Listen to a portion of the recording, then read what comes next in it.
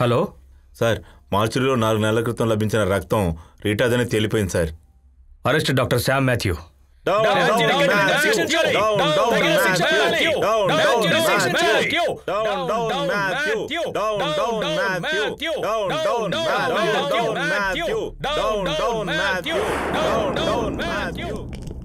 ఈరోజు పేపర్లో వార్త చూశారా? చూశాను. దాని గురించి మీరేం చెప్తారు? శ్రీకుమార్ రాసిన ఒక్కొక్క వాక్యం, ఒక్కొక్క అక్షరం నిజం, ఒకటి తప్ప. ఏంటది? రీటా మాథ్యూస్ హత్య చేయబడలేదు. ఎస్,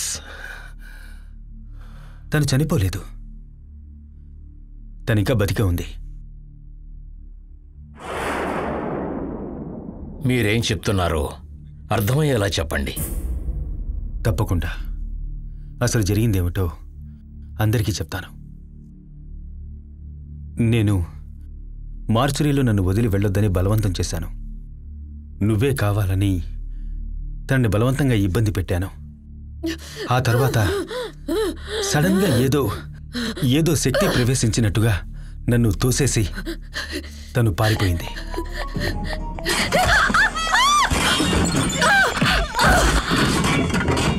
నేను వెంటనే తన దగ్గరకు పరిగెత్తుకుంటూ వెళ్ళి తనను చూసినప్పుడు తల మీద పెద్ద గాయమైంది.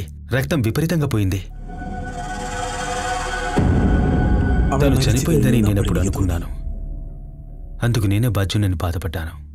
ఎవరికీ తెలియకుండా తన శవాన్ని దాచిపెట్టాలనుకున్నాను. నేను డిసైడ్ చేసుకున్నాను. ఏ ఒక్కరికంటా పడకుండా నేను తన శవాన్ని ఊరికి దూరంగా ఉన్న నా పాత ఇంట్లో దాచాను. తన శవాన్ని పాతిపెట్టడానికి నేను గొయ్యి తవ్వినప్పుడు నేను నమ్మలేని ఒక నిజాన్ని తెలుసుకున్నాను. తన శరీరంలో ఇంకా ప్రాణం ఉందని. అప్పుడు నాలో ఉన్న డాక్టర్ ధర్మాన్ని గ్రహించాడు. ఎట్టి పరిస్థితుల్లోనూ ఈ మెరిట్ స్టూడెంట్ చనిపోకూడదని, తన ప్రాణాలను ఎలాగైనా కాపాడాలన్న బాధ్యతను గుర్తించాడు. నా వల్ల వీలైనంత వరకు ట్రీట్మెంట్ తనకు చేశాను. 4.5 నెలలుగా తన ఆరోగ్య పరిస్థితిని నేను అస్సలు అంచనా వేయలేకపోతున్నాను. ఏ క్షణంలోనైనా తను చనిపోయేటటువంటి పరిస్థితుల్లో ఉంది. ఇది బయటికి చెప్పడానికి భయపడ్డాను. డాక్టర్ల భాషలో కోమా అని చెప్తారే, అంటే లైఫ్కి డెత్కి మధ్యలో ఉన్నటువంటి స్థితిలో తనుంది ఇప్పుడు.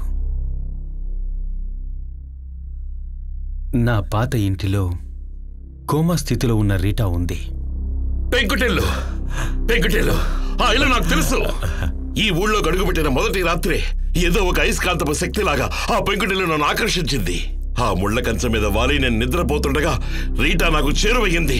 తను నా కోసం మాత్రమే కాదు, తన కోసం కూడా కొన ఊపిరితో ఎదురు చూస్తోంది.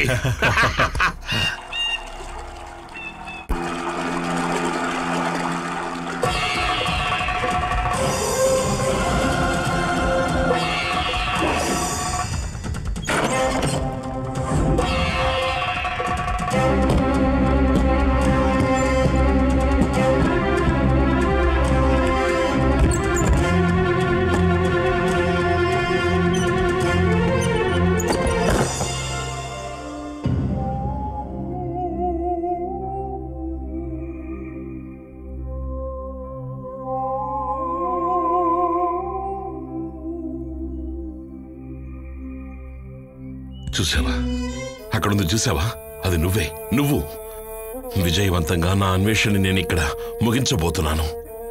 నువ్వు తనలో ప్రవేశిస్తే మనం మన లక్ష్యాన్ని సాధించినట్టే. ఎలా థ్యాంక్స్ చెప్పాలో నాకు తెలియటం లేదు. ఎలాగో నేను వెళ్ళొస్తానని నీతో చెప్పాలనుంది. వెళతానంటోంది. నీతో ఉన్న నీడ మాత్రమే వెళ్తుంది, కొత్త తేజస్సుతో తిరిగొస్తుంది. అందుకని వెళ్ళొస్తానని చెప్పమను. వెళ్ళొస్తాను. For more updates, like, comment, subscribe to our channel.